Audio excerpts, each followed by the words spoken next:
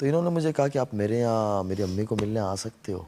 अब उस टाइम पे लॉकडाउन चल रहा था शदीद तरीके से, तो हम लोग थोड़ा बहुत काम कर लेते थे हॉस्पिटल का, उसका, रिफाई का, लेकिन परमिशन के बगैर तो परमिशन निकाल लेते थे। तो मैंने परमिशन निकाली, परमिशन में ताख़िर हुई, लेकिन गाड़ी की परमिशन नहीं निकली, मेरे जाने की परमिशन निकल गई। स्टेज चेंज करने के लिए परमिशन लेनी पड़ती थी। तो अल्हम्दुलिल्लाह वहाँ ताल्लुकात थे और मैंने एक अपना रीज़न भी था, मुझे जाना भी था। 2 महीने हो चुके थे गुजरात में, तो परमिशन मुझे मिल गई, लेकिन कोई गाड़ी की नहीं मिली मुझे। तो अब बम्बई कैसे पहुँचूँ हज़रत?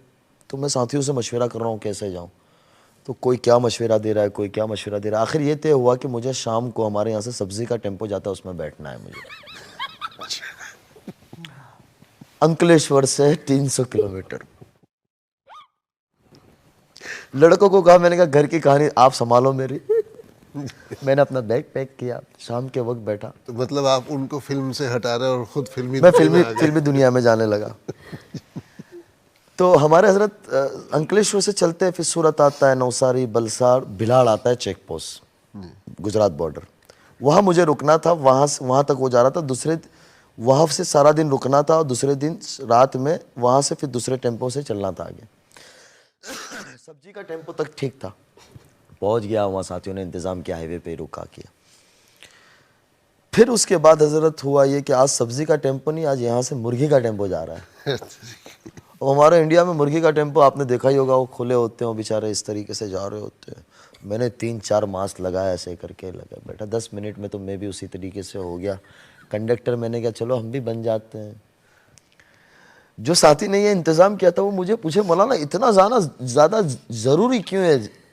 थोड़े दिन रुक जाओ, 10 दिन में खुल जाएगा।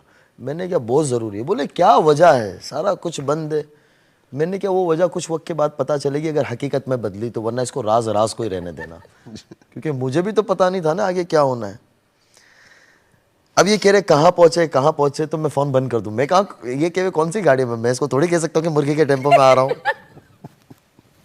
मैं हज़रत अंधेरी जोगेश्वरी के हज़रत मौलाना भी आखिरी आए थे ना, जहाँ हज़रत मौलाना को मिला वहीं मैं उतरा। वहाँ एक दोस्त को बुला लिया था, वहाँ की मस्जिद के करीब में गया, गुसल वुसल किया, कपड़े वपड़े पहने, इनके घर पहुँचा।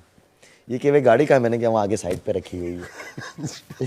ये शादी के बाद के ये बहुत हंसे मुझे कि भाई यार, मैंने कहा इतनी बड़ी कुर्बानी दी है मैंने। अब उसके बाद हुआ ये लॉकडाउन खुला, ये गुजरात आए, तो मेरी वालदा को, वो माशाल्लाह वालदा को बहुत सारी बच्चियां बहनें मिलना आती रहती, तो वालदा ने इसे कुछ कपड़ा दिया, कुछ जानमाज दिया और रिंग दी। मेरे घर में पता नहीं है मेरी वालदा को ऐसा कुछ अभी कि ऐसा कुछ चल रहा है। तो ये हंसने लगी देखकर, ये हंसती बहुत, अल्लाह ताला ने हंसता रखे हमेशा। तो इस तरह से बैठे हुए वालदा ये और मैं इस तरह से बैठा हुआ हूँ। तो मेरी वालदा कहती है तुम दोनों भाई बहन का मसला है, देख लो। मैंने कहा अम्मा मैं बहू बनाने के चक्कर में 2 साल से पापड़ तोड़ रहा हूँ और आप बहन बना रहे हो। मैं इसको बाहर दरवाजे पे निकलते कहा, मैंने कहा मेरी अम्मी सीधी सादी गाँव की रहने वाली, इनकी बातों पर ध्यान न देना, अपना जो ट्रैक चल रहा है उस चलने दो अभी।